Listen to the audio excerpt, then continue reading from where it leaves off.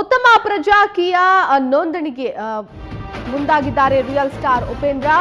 ಉತ್ತಮ ಪ್ರಜಾಕೀಯ ನೋಂದಣಿಗೆ ಇದೀಗ ಮುಂದಾಗಿದ್ದಾರೆ ರಿಯಲ್ ಸ್ಟಾರ್ ಉಪೇಂದ್ರ. ನವದೆಹಲಿ ಚುನಾವಣಾ ಆಯೋಗದ ಕಚೇರಿಗೆ ಹೋಗಿದ್ದಾರೆ ಉಪೇಂದ್ರ. ಉತ್ತಮ ಪ್ರಜಾಕೀಯ ಹೆಸರಿನಲ್ಲಿ ಪಕ್ಷ ಸ್ಥಾಪನೆಗೆ ಮುಂದಾಗಿದ್ದಾರೆ ಉಪೇಂದ್ರ. ಪ್ರಜಾಕೀಯ ಪಕ್ಷ ಆರಂಭದಲ್ಲಿ ವಿವಾದಕ್ಕೊಳಗಾದಂತಹ ಹಿನ್ನೆಲೆಯಲ್ಲಿ ಇದೀಗ ಹೊಸ ಪಕ್ಷವನ್ನ ಕಟ್ಟಿದ್ದಾರೆ ಉಪೇಂದ್ರ. ಈ ಒಂದು ಹೊಸ ಪಕ್ಷಕ್ಕೆ ಉತ್ತಮ ಪ್ರಜಾಕೀಯ ಅಂತ ಹೆಸರಿಟ್ಟಿದ್ದಾರೆ. ಜೊತೆಗೆ ಇದನ್ನ ನೋಂದಣಿ ಮಾಡಿಸಬೇಕು ಅಂತ ನವದೆಹಲಿಯ ಚುನಾವಣಾ ಆಯೋಗದ ಕಚೇರಿಗೆ ಹೋಗಿದ್ದಾರೆ ಉಪೇಂದ್ರ. ಸಾಕಷ್ಟು ಸದ್ದು ಮಾಡಿತ್ತು ಉಪೇಂದ್ರ ಅವರ ಪ್ರಜಾಕೀಯ ಅನ್ನುವಂತಹ ಪಕ್ಷ.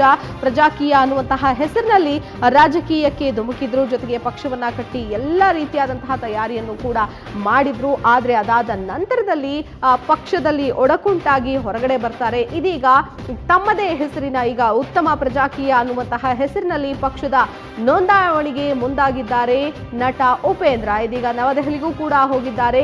ಪ್ರಜಾಕೀಯ ಪಕ್ಷ ಆರಂಭದಲ್ಲೇ ಸಾಕಷ್ಟು ವಿವಾದಕ್ಕೆ ಒಳಗಾಗಿತ್ತು. ಅದಾದ ನಂತರದಲ್ಲಿ ಸಪರೇಟ್ ಆಗಿ ಇದೀಗ ಉತ್ತಮ ಪ್ರಜಾಕೀಯ ಅನ್ನುವಂತಹ ಪಕ್ಷವನ್ನ ಸ್ಥಾಪನೆ ಮಾಡಿ ಅದನ್ನ ನೋಂದಣಿಗೆ ಮುಂದಾಗಿದ್ದಾರೆ real star Upendra.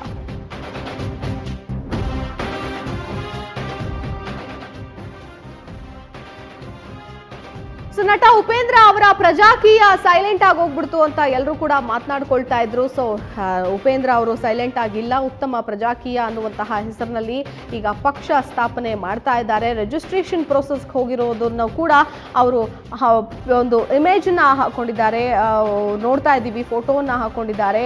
At Delhi for ಉತ್ತಮ ಪ್ರಜಾಕೀಯ ಪಾರ್ಟಿ ರಿಜಿಸ್ಟ್ರೇಷನ್ ಪ್ರೋಸೆಸ್ ಅಂತ ಹಾಕೊಂಡಿದ್ದಾರೆ ನಟ ಉಪೇಂದ್ರ.